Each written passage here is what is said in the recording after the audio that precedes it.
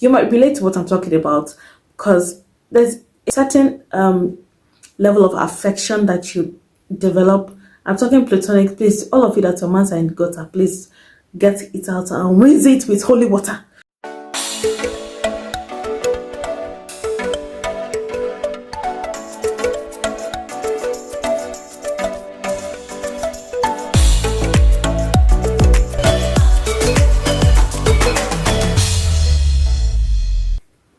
Hello everybody and welcome back to the channel. My name is Omotola. If you're new here or you're just joining us for the first time, you're welcome. Please consider subscribing and remember to click on that bell notification icon. That way you get notified every time I upload a new video, which is at least once every week. Also, we have a Telegram group and we talk about jobs with sponsorships. We also share links to jobs with sponsorships. We talk about the study route as well. We talk about life in UK in general and also preparing to come to the UK. Some people have started to form study groups with IELTS and talk about police clearance, getting all your documents ready. All right, so if you're interested in something like that, the link will be in the description box. Please head over there and find what you're looking for. All right, so today we are talking about something quite relaxing, and it's just to give you a little more insight into healthcare, and this is kind of like the back gist to how we operate as healthcare assistants here in the UK. All right, so most of these things I'm talking about today is based on my findings and what I have observed in all of my stay here in the UK and working as a healthcare assistant. All right, so number one on the list of weird things about healthcare workers that you probably did not know about. All right, so the first thing, which is something that I have noticed with every single person I've worked with in healthcare, either nurses or carers, is the first thing is we get really excited towards the end of the shift. Like everybody's super pumped. We are extra energy comes like when we're approaching the end of the shift.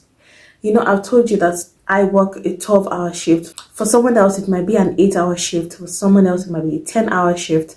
But I work 12 hours. So you see, towards that 12-hour mark, you see, people are already in high spirits. Like everybody's excited to go home and just rest. Because it has been a long shift. We have been emotionally drained, physically drained. We just want to go home and be out of that space. And usually I've noticed that with every single person, nurses or carers, whatever, we are always excited towards the end of the shift, and it's quite understandable, don't you agree? All right, so the next point is, bear with me, this might be a little TMI, but it is important to mention. I personally rejoice when a resident who hasn't opened up bowels in a long time, when they finally open up their bowels, I get excited. I don't know about any other healthcare worker.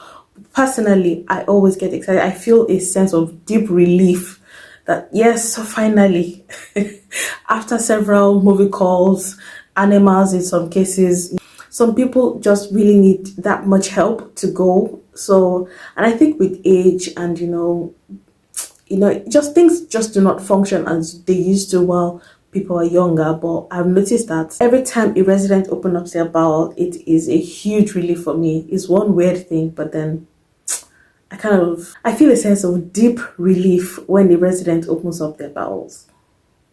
It's work, I know, it's messy work, but I feel a sense of relief that yes, finally, they're not holding it in and they're no longer constipated. So yes. You see this next point, I haven't really shown you in a vlog, but it's something that I've seen quite a lot of people do as the shift progresses. We always touch up on sprays, deodorants, smell, because we tend to be in people's personal space. I don't know if you understand what I mean. We are close to people and you don't want to be smelling. I've had to even brush my teeth on a particular shift because I noticed that I started to develop a bad breath and I didn't want to be talking to someone and then they can smell things. I didn't want it to be off-putting. For those who are not working in close proximities, it's understandable because you're working for a very long time. And after a while, as a big girl, I personally tend to sweat a lot as the shift progresses, especially if it has been a busy shift. So I always touch up on sprays, deodorants, and whatnot. So yes, I don't know. If you're a healthcare worker and you're watching this video, If you do any of these things, or if you can relate to any of these things, leave a comment in the comment section. All right, so this next point, I'm actually going to dwell on this a lot because I feel like a lot of healthcare workers can relate to this thing, and that is the rivalry between the day staff and the night staff. Hold on. If you do both shifts, you will be able to understand that there's a lot of bickering, a lot of bad mouthing between both shifts. It's like a rivalry, you see. Most of them, or most people I've noticed, is most people just they don't feel like you can do the work better than me. So I feel like we are constantly bad mouthing and backlashing, criticizing and scrutinizing each other's work. So it's something that I've noticed. If you can bear me witness, please, I'm not alone on this table. I know that for a fact that the day staff and the night staff never see eye to eye. We always criticizing, scrutinizing each other's work. So I don't know. I've noticed it, and I know I'm not crazy. I know I have noticed this for a fact, that the day staff and the night staff never ever see eye to eye. We are always at each other's throats. I don't know, but it's just my observation.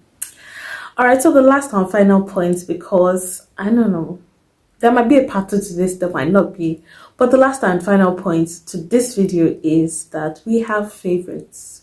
I know. So for those of you who work in care homes, this is very easy to relate with, because going into the care home almost every day, on going for your shifts, you will tend to have a soft spot or a liking, or take a liking to one or two residents, and you will or might have favorites. I personally do.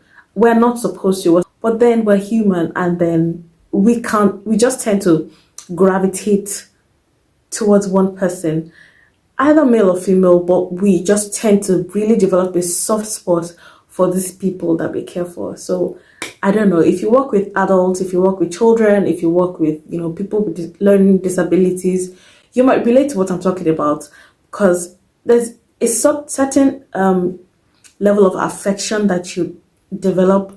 I'm talking platonic. Please, all of you that your mans are in the gutter, please get it out and rinse it with holy water.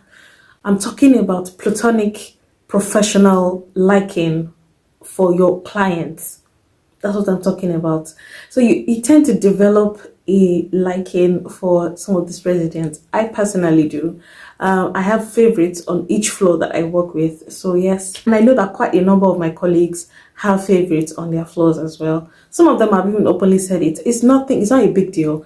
It does not mean that you give those ones preferential treatment, but then you just tend to gravitate, or have a soft spot, or have an affection, or just really like to talk and spend more time with this particular residents. Yeah, so these are the few points that I can remember. There might be a part 2 to this if I remember any more points, but then if you are working in healthcare and you can relate to any of these points I've mentioned, please leave me a comment in the comment section. Let me know that I'm not alone in my little cocoon. Alright guys, if you liked this video, you found it helpful in some way, you found anything of value in it, please remember to give me a huge thumbs up. It does a lot to help my analytics here on YouTube and get other people to see this video. Also, don't forget to subscribe, leave me a comment, and I will see you in my next one. Goodbye guys.